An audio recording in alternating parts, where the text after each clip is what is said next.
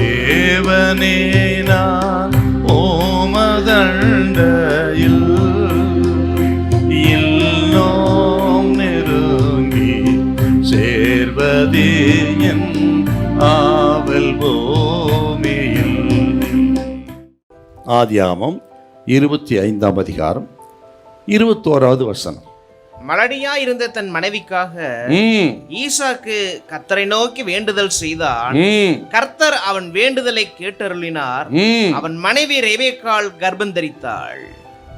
மனைவியின் பலகீனங்களை அறிந்து அவளுக்கு எப்படி உதவி செய்ய வேண்டும் என்று அறிந்திருந்தான் ஈசாக்கு. அவன் தியானம் பண்ணுகிறவன், ஜெபிக்கிறவர்களுக்கு இப்படித்தான் தாட்டு வரும். மனைவியின் பலகீனம் என்ன, அந்த பலகீனத்தை எப்படி நம்ம உதவி செய்யலாம் என்று ஸ்பிரிச்சுவலாக யோசிக்கிறார் பாருங்க. என்றால் எல்லா உதவி காட்டிலும் ஆவிக்குரிய உதவி தாங்க ஒருவருக்கு ஒரு சேர் உதவி தான் பெரிய உதவி நமக்கு. அவர்களுக்கு ஜெபம் இல்லையா, ஜெபிக்க வைப்பதுக்கு என்ன செய்யலாம் அப்படி யோசிக்கணும். சகோதரிலும் அப்படித்தான். அவர் ஜெபிக்காதவராக இருக்கிறாரா, அவர் முதல்ல ஜெபிக்கணுமே சுவாமி.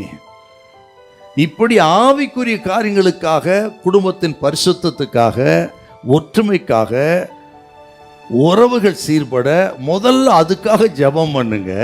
மற்ற எல்லாவற்றையும் கர்த்தர் தானாய் தருவார். 1 கொரிந்தியர் 7ஆம் அதிகாரம் முழுவதும் நீங்க வாசிச்சீங்கன்னா ஒருவருக்கொருவர்ன்ற வார்த்தை அடிக்கடி திரும்ப வரும். அதுல ஒரு வார்த்தை என்னன்னா, ஒருவருக்கொருவர் ஊழியம் செய்யுங்கள். எப்படி? ரட்சிக்கப்படாத புருஷனா இருந்தா உங்கள் நடத்தியினால் ரட்சிப்புகளை கொண்டு வாங்க. ரட்சிக்கப்படாத மனைவியா இருந்தால் உங்களுடைய எந்த விதத்திலாகிலும் ரட்சிப்புகளை கொண்டு வாங்க. இதுதான் ஒருவருக்கு ஒரு சேர ஊழியம். ஆகவே தான் திரும்ப நம்ம சொல்றதுக்கு ஊழியங்கிறது ஏதோ மைக்க பிடிக்கிறது இல்லை. ஊழியம் குடும்பத்தில் தான் முதல்ல ஆரம்பிக்கணும். அது புருஷன் மனைவிக்குள்ள புருஷனை ஆதாயம் பண்ணுவது, மனைவியை ஆதாயம் பண்ணுவது, பிள்ளைகளை ஆதாயம் பண்ணுவது, பிள்ளைகள் பெற்றோருக்காக ஆதாயம் பண்ணி ஜெபிப்பது. இந்த ஊழியம் குடும்பத்தில் தொடங்கிவிட்டால் எழுப்புதல் பட்டணத்திலே, தேசத்திலே.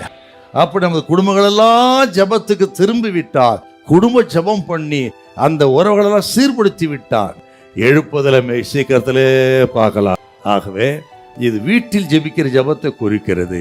நம்ம சிந்தனை எல்லாம் ஜபத்துக்கு தடை வரக்கூடாது. ஒப்புரவாங்க, மன்னிப்பு கேளுங்க, இறங்கி போங்க, சகித்து கொள்ளுங்கள், இதெல்லாம் செய்யணுங்க.